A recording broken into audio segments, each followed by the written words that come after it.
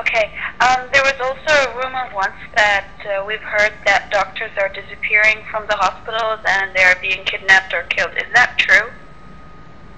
It's true, 100%. And there's also a doctor. She's a female, and she get kidnapped from the hospital because she was a witness for a lot of people who was demonstrating with no weapons. They just go out and just only asked for their freedom, and they was shot by guns, by real bullets, by anti-aircrafts. I mean, even the weapons which he's using against the people, normal people, they have no weapons. He's using a very heavy weapons against them.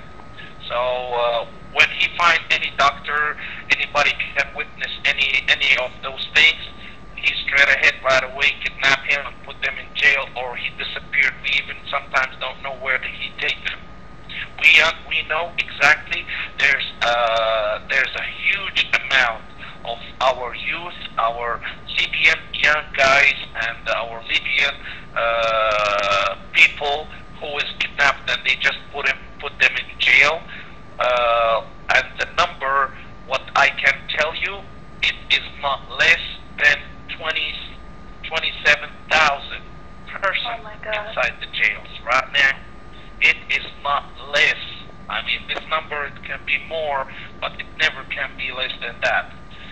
In the different places, I mean, you're talking about, a big disaster inside Tripoli, and he is holding this city, yes, with an iron hand. Yes, indeed. I would like to mention one more thing that happened today in Tripoli. There's some kind of weird movement in the Tripoli Medical Center. They are like evacuating like sections inside, and some strange abnormal movement of Gaddafi people around that hospital, which means or gives the indications that some of his people injured, and some maybe high-ranking officials within his regime injured, and they're trying to get them inside the Tripoli Medical Center. There was a rumor. Yeah, there was a rumor once that Gaddafi himself would be, hiding in the Tripoli Medical Center. Is that true, or? It's true. It is. Yes, indeed, it's true. And I can confirm that and say that. We can't say that like today he's sleeping in the Tripoli Medical Center, the TMC, or he is in another hospital. But we can know, like, for example, after 2 or 3 days, we have our own peoples right there. They are telling us that there is Gaddafi been sleeping today here, tomorrow he go. He's not sleeping, he's hiding actually, in another hospital. For example, a couple of days ago, he was hiding in Omar Askar Hospital, which is in Sbe'a. There's an area there called Sbe'a, and also he hid in the TMC, Tripoli Medical Center, and also in this couple of days, there's a huge of his gangs, his Gaddafi forces in the TMC, where you can't enter that hospital right now. You can't. Nobody can. Nobody can enter that hospital right now. And the TMC is really close to the university, which means that the university is actually closed right now, correct? Exactly. Yeah, it's right behind it. It's right behind it. And we're talking about hiding of Gaddafi. I'd like to mention the hiding of his son, Saif, as lately he's been hiding in a house in Medina Siyahiyya in Tripoli, and then we announced this place that he's hiding in our Tripoli Council Facebook page. And after that, of course, he left that house, but the Gaddafi regime started to increase the pressure and their forces in that area. Okay. What can you tell us about the uprisings what's happening now, the movements, the youth movements that is happening in Tripoli? Like, how are they moving? Do they have any weapons? Have there been any uptakes to weaponry, and what is going on? What's the plan? Like, I don't mean literally the plan, but I mean, like, are they working in coordination? Well, exactly. You know, I feel very sorry to say that, you know, Tripoli right now is, I mean, we try to use the weapons because we as Libyan people, we are very peaceful people. This is a very important point. We are very sorry that this guy, the dictator Gaddafi, he pushed us, he made us to carry on, he forcing us to carry these weapons, okay? To carry these weapons just to free ourselves, just to defend on ourselves. Because if you don't have a weapon right now with this dictator, he will right away crash you. I mean, he's crashing us. You know, he don't even think he's shooting us with the heavy weapons. So right now, our guys out there, they are trying to face these mercenaries, which is, you know, running in the street, okay? And they are terrifying our people. They are kidnapping our girls. They are kidnapping our youth guys, you know, from 17 years old up to 40 years old right away. If they find them in the street, they kidnap them and they put them in the front line in the conflict. For example, they send them for example, to any other cities, to Shtabia, to Misrata, to anywhere, and they put them in the front line and they give them guns. And these guys, they have no way. Either they go in front and kill their own people also, or they go back and the Gaddafi forces, they will shoot them dead. So it's a very hard situation. It's a very, very hard situation, and we are you know, gathering each other right now. Also, the Tripoli Council is working on it. We're trying, you know, to avoid the civilians as much as we can from the dictator forces, from these mercenaries who they are, you know, killing, you know. And also, I would like to tell you a story. Even our young kids, okay, it's you know, it's sad and it's funny at the same time. We have like a 14-year-old, a kid, okay, 14 years old.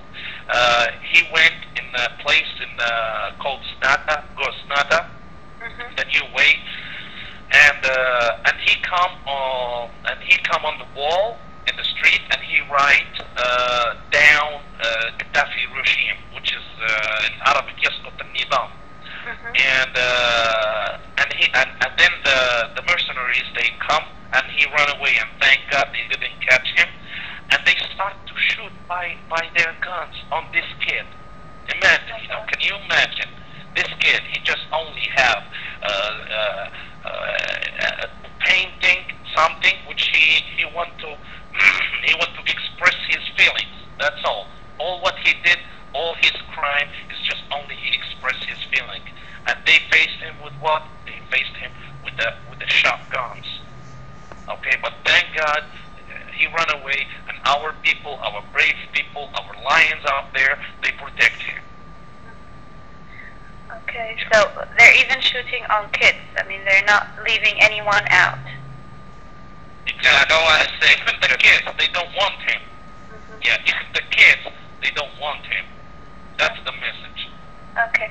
And what about the schools? I mean, we heard that there are exams right now in Tripoli, and that, I mean, are kids forced to go to the school, or how is it? I mean, what's the situation? Well, the situation regarding the education is very bad. I mean, nobody is actually studying, or I mean, there is no regular, normal schooling year per day, and percent, you know, students who is majority choose not to go for various reasons, including not to be forced by the Gaddafi regime to do anything not that they don't want to do, and of course if they ask them to, that they must come and they come, they will try to use that against them in school. Some parents, or the majority of the parents, choose not to take kids, especially you talk on the elementary school and the young generation. Parents, are worried about their children. They don't want their children to be taken to the squares to chant for Gaddafi again. It's a terrible situation for kids as far as school as well. And like exams and all of that, is there really exams going on in Tripoli, or is it also just a propaganda? It's a propaganda, yeah. Yes. Go ahead, yeah. Yeah, go ahead.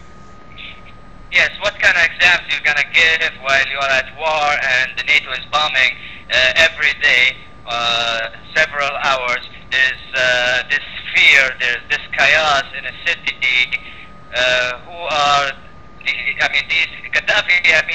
He's trying to fool everybody by saying things in the media, and this is one of the stuff they're saying. The country is experiencing war, so by nature and naturally, it's not normal. People will not go to school. Parents are working, but they're straight up not going to be taking them to the schools. Not to mention the Gaddafi regime is forcing kids to go and sing and pretend like they love him.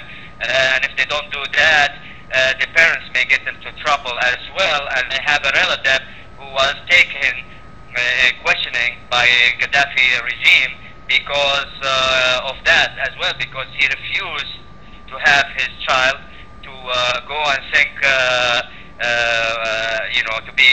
sing pro-Gaddafi, and she refused, and then they came to her and they took him for questioning. So this is the situation in Libya. It's either you have to love Gaddafi and talk your children and everybody, or you're gonna be punished by the mercenaries.